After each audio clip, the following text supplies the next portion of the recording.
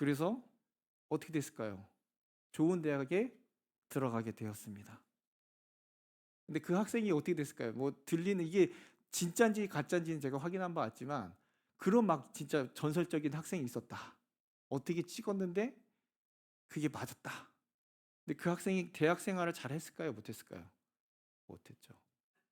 그래서 뭐 학교에 좋은 대학교 들어갔다가 나왔다라는 그런 믿거나 말거나 하는 근데 그런 얘기가 진짜 있었습니다. 그래서 저도 그 희망을 갖고 찍었다가 그게 맞으면 로또를 했겠죠. 틀립니다. 네, 제 실력이 아니고 제 지혜가 아닙니다. 마찬가지로 우리가 계속 야고보서를 보고 있는데요. 우리 가운데 시험이 닥칩니다. 그럼 그 시험을 이겨내기 위해서 하나님이 주시는 시험이지만 뭐가 필요하다고요? 인내를 이루기 위해서 우리가 그것을 견디고 그 가운데 하나님께서 주시는 그 인내를 가져야 된다라고 말씀해 주셨습니다. 근데 또 이 인내, 이 시험이 닥쳐올 때 인내가 필요할 때 이 모든 것을 이루기 위해 더 필요한 것이 있다고 합니다. 오늘 말씀처럼 뭐죠? 지혜를 구하라라고. 그냥 참고 견디는 것, 지난번 말씀 나누면서 이 인내란 것이 단순히 참는 것이 아니라는 것을 말씀드렸어요. 시험이 다가올 때, 시험이 닥쳐올 때 어떻게 해요? 하나님의 영광 안에서 그 시련을 기쁨으로 바꿀 수 있는 인내가 필요하다고 말했습니다. 하지만 쉽지 않습니다. 여러분 시험이 쉬운 게 있습니까? 시험이 아니면은 그 시험이 어렵지 않으면 시험이 아니죠. 죽음 앞에서 웃는 것이 쉽지 않듯이 시험이 당장 닥쳐올 때 무서울 수밖에 없습니다. 그래서 우리가 인내하기 위해서 부족함이 없는 자가 되기 위해서 야고보는 필요한 것이 있다라고 말씀하고 있습니다. 그런데 우리가 여기서 하나 짚고 갈 것이 시련, 시험 이게 언제나 우리의 영적 성장으로 이어지는 것일까요? 물론 그 종 끝에는 하나님께서 우리를 더 이끌어 주셔서 단단하게 세우시지만 때로는 원망이 생길 때도 있어요. 하나님께 원망. 그 두려움 절망 가운데 혹은 반대의 경우도 있죠. 나 너무 복을 많이 받았어. 물질적인 복능, 복, 풍요로움, 안정적인 생활. 그럼 어떻게 될까요, 여러분? 오히려 하나님을 멀리하게 되죠. 놀러 다니느라, 즐기느라. 이것 또한 여러분 시험이에요. 하나님을 멀리하게 되거든요.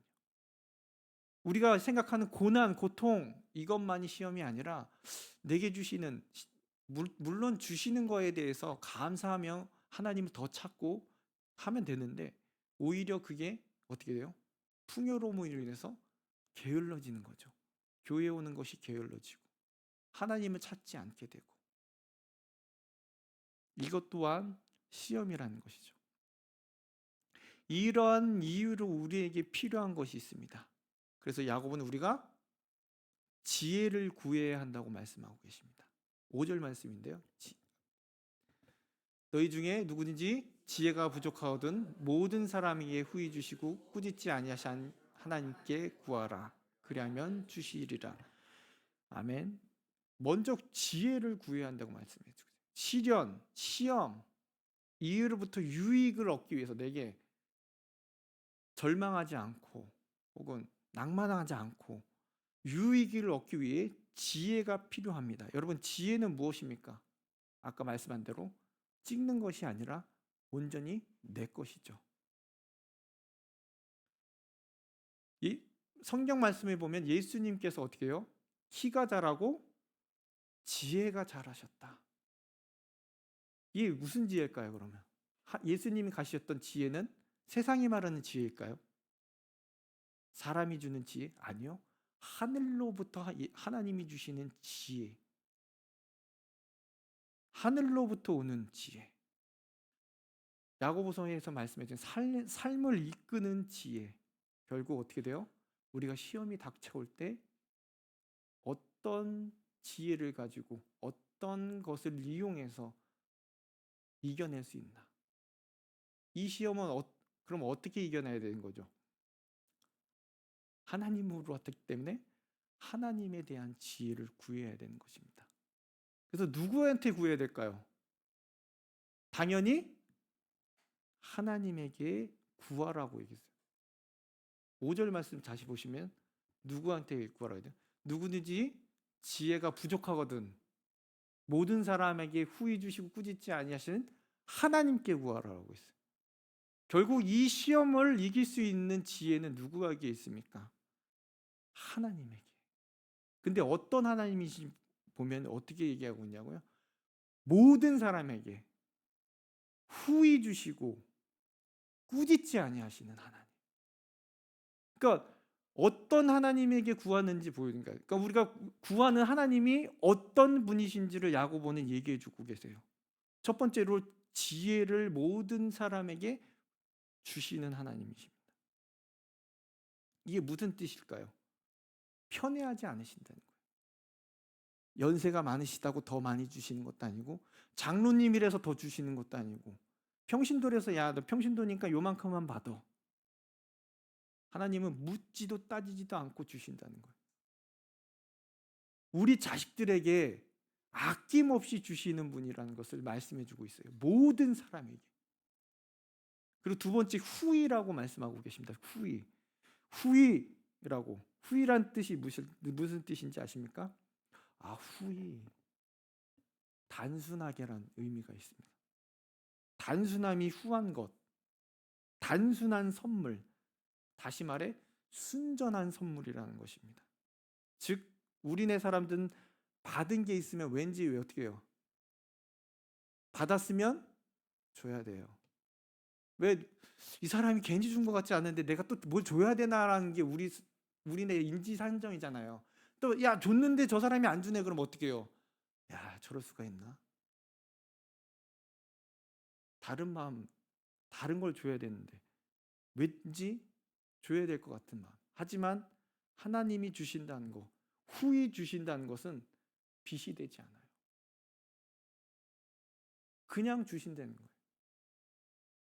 인간사에서는 뭘 받으면 줘야 돼요. 하지만 하나님 그냥 거저 주신다는 거죠. 어떠한 대가를 바라지 않으시는 거예요. 왜요? 하나님 모든 만물을 가지고 계신 분이잖아요.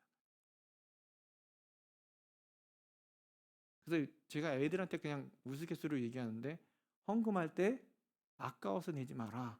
하나님은 거지가 아니라 모든 만물을 갖고 계신 분이다. 너의 마음을 볼 뿐이다.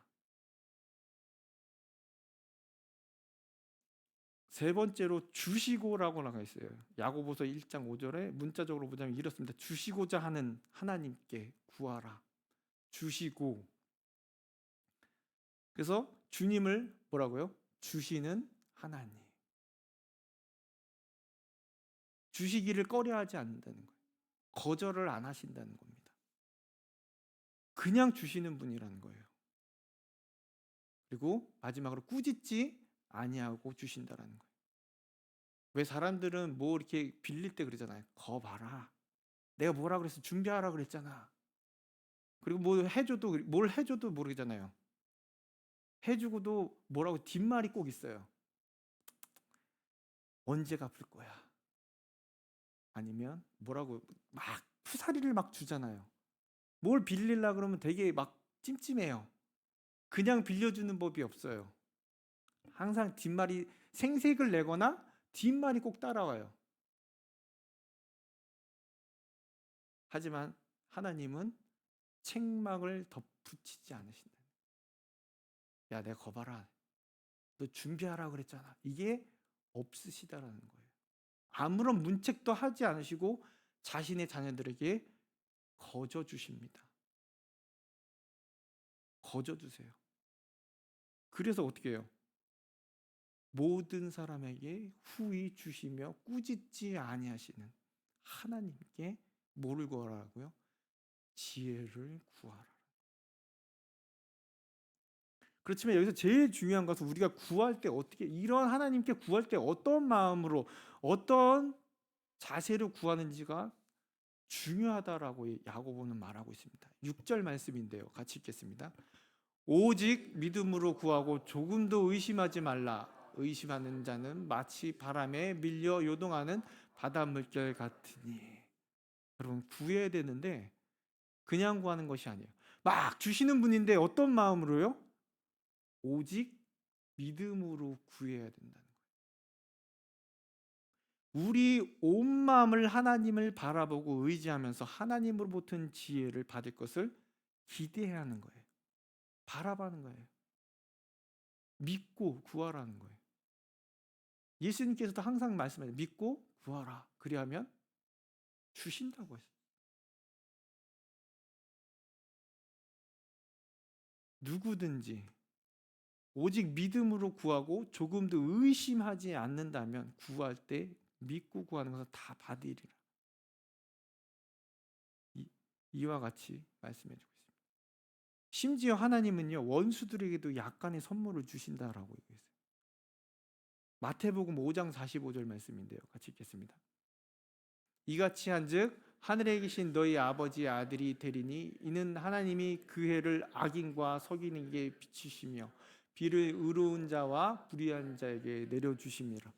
악인에게도 이렇게 하신대요. 뭐 막 다 큰 걸, 모든 걸 주시는 건 아니지만 어때요? 근데 이 말씀의 앞절에 보면요, 어떻게 해요? 원수를 사랑하라고 얘기하고 있어요. 왜 원수를 사랑하는지. 왜냐면요, 하나님께서도 악인에게, 불의한 자에게 이와 같이 주신다는 거예요. 하지만 야고보는 심지어 구하면서 의심하는 자들에게는 아무것도 약속하지 않는다라고 합니다. 그래서 의심하는 자는 하나님께 도움을 구하지만 기도를 마치기도 전에 어떻게 해요? 하나님, 이거 말씀 구합니다 라면서 기도도 예수님의 이름으로 기도합니다 전에 무슨 마음이 들어요? 이게 될까? 이게 이루어질까? 하나님 주실까?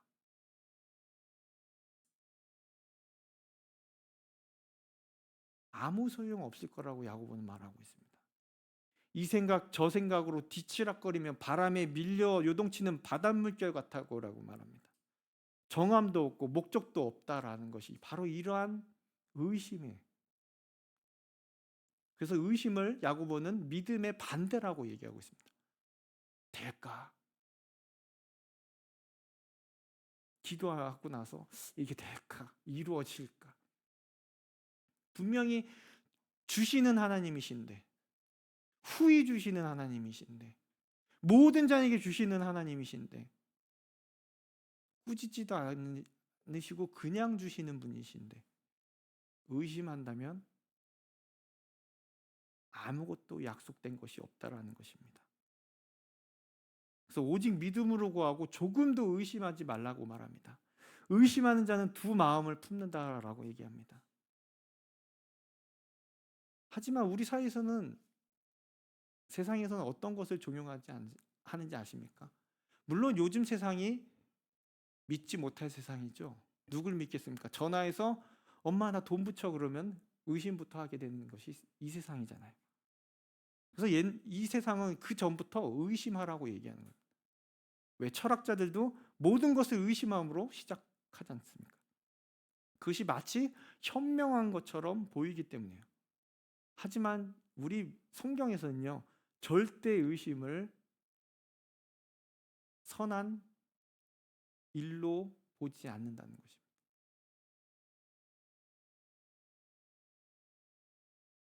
그래서 시편 기자는요, 하나님에 대해서 숨어 계시는 것처럼 보일 때, 혹은 악이 선보다 더 강한 것처럼 그들의 의문이 들 때 누구에게로 가져가라냐면 하나님께로 가져가라. 내 의문, 내 의심을. 그리고 우리는 진리를 추구하기에 우리 의심을 먼저 인정해야 됨을 시편 기자를 통해서 알려주고 있습니다. 성경에 보면 의심 안 한 사람들이 있을까요? 의심의 대명사 하면 누굽니까? 네, 맞습니다. 도마. 그 제자들 가운데서도 예수님이 부활했다, 야 부활했어, 내가 만났어 그랬는데도 뭐라 그래요? 나는 난 못 믿겠어. 그리고 성경에 보면 그 도마 말고도 예수님께서 승천할 때도 의심하는 자들이 있더라라고만 얘기하고 있습니다. 심지어 앞에서 승천하고 계신데 저게 예수님 맞을까? 예수님은요, 심지어 세례 요한이 예수님이 정말로 메시아냐로 물었을 때 그에게 참고 대답해 주십니다. 내가 그이니라. 그리고 또 내가 믿나이다 믿음 없음을 도와달라고 했던 귀신 들린 아들을 아버지에게도 긍휼을 베풀어 주세요. 그렇다고 의심이 좋은 것은 아닙니다. 의심하는 자들은 그들의 질문을 뒤로하고 그들의 마음을 뒤로하고 전심을 다해 하나님 앞으로 나아가야 된다는 거예요. 왜 우리도 의심되잖아요. 왜 이게 안 이루어지지? 왜 응답이 안 이루어지지?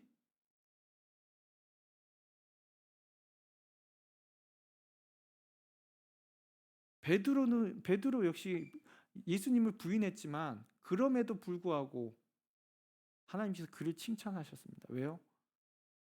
힘든 명령을 주셨을 때 그는 주저하지 않고 의심하려 하지 않았기 때문에. 그래서 바울은 로마서 4장 20절에서 믿음과 의심에 대해서 이렇게 말씀하셨습니다. 같이 읽겠습니다. 믿음이 없어 하나님의 약속을 의심하지 않고 믿음이 견고하여져서 하나님께 영광을 돌리며. 누구에 관한 얘기냐면요, 아브라함에 관한 얘기입니다. 아브라함이 믿음이 없어 하나님을 의심하지 않았다라고 말하는 거예요. 그의 믿음으로 경감으로 이루어 확신을 하고 나아갔다라는 거예요. 근데 여러분, 아브라함이 무조건 의심 안 했던 모습만 있었나요? 한 번도 의심한 적이 없을까요? 있잖아요. 몇 번의 의심의 순간들이 있었습니다. 애굽으로 자기 아내를 그리고 아들을. 하지만 오랜 세월 동안 아브라함은 하나님에 대한 일관된 믿음을 보여줘 믿음의 조상이 된 거예요. 일관된 믿음. 내가 하나님을 바라본 의심의 바람이 들 때 오히려 하나님 앞으로 나아갔던 거예요. 이 일관된 모습이 있었기 때문에 하나님이 믿음의 조상이라고 얘기해요. 믿음이 있나 할 정도로 그에게 힘든 어려움도 있었지만 비록 이게 될까 하면서도 그의 모습은 하나님의 말씀을 따르는 삶이었던 거예요. 야고보는 온전한 확신을 갖고 드려진 기도만이 응답받는다라고 가르치고 있지는 않습니다. 하지만 하나님은 우리가 하나님을 항상 일관되게 믿고 나아가기를 정말로 원하신다는 것이죠. 하루에도 12번 아니 100번 바뀌는 마음을 가지는 것이 아니라 내가 오히려 의심이 될 때에 의심 없으면 하나님 용서하여 주시옵소서 하나님께로 나아가야 되는 거예요. 신실하신 하나님을 믿어야 돼요. 나는 약하고 나는 의심되지만 변함이 없으신 분을 바라봐야 된다는 것이죠. 그래서 우리는 바다에 부풀어 오르는 파도처럼 끊임없이 변하지 말아야 된다는 거예요. 그래서 야고보서 1장 7절에서는 그러한 자에 대해서 이와 같이 얘기하고 있는데요. 같이 읽겠습니다. 이런 사람은 무엇이든지 주께 얻기를 생각하지 말라. 이와 같은 자가 되지 않기를 원합니다. 될까 말까 될까 말까 될까. 우리는 매일 하나님께 지혜를 구해야 합니다. 이것이 시련을 복으로 바꾸는 지혜를 구할 수 있는 유일한 방법이기 때문에 그 방법은 여러분 우리에게 어려운 것이 아니에요. 의심이 들 때, 의심이 생길 때 오히려 주님 앞으로 나오는 것입니다. 의심이 될 때에도 힘들 때에도 절망적이고 두려울 때도 예배의 자리에 나와서 주님께 부르짖는 거예요. 반대로 기쁠 때에는요, 더더욱 나오셔야죠. 평안할 때요, 더더욱 나오셔서 하나님을 찾아야 됩니다. 예배의 자리를 사모하시기를 원합니다. 기도의 자리를 사모함으로 지혜를 얻기를 원합니다. 전도의 자리를 사모하기를 원합니다. 그러므로 찾고 두드리고 구하는 자에게 주시는 하나님을 만나고, 힘들다고 어렵다고 날씨가 그러네, 자녀 때문에, 직장 때문에, 물질 때문에, 기분이 그래서 그런 핑계 가운데 우리가 지혜를 얻지 못하는 자가 되지 않고 모든 것을 후히 주시고 모든 자들에게 주시며 꾸짖지 아니하시는 하나님의 그 지혜를 받기를 원합니다. 그러므로 인해서 우리가 모든 십자가의 그 능력과 부활의 그 능력을 매일매일 우리 삶 가운데 경험하며 살아가는 저와 여러분들이 되길 이 시간 간절히 기도합니다. 우리 말씀을 생각하시면서 함께 찬양하기를 원합니다. 괴로울 때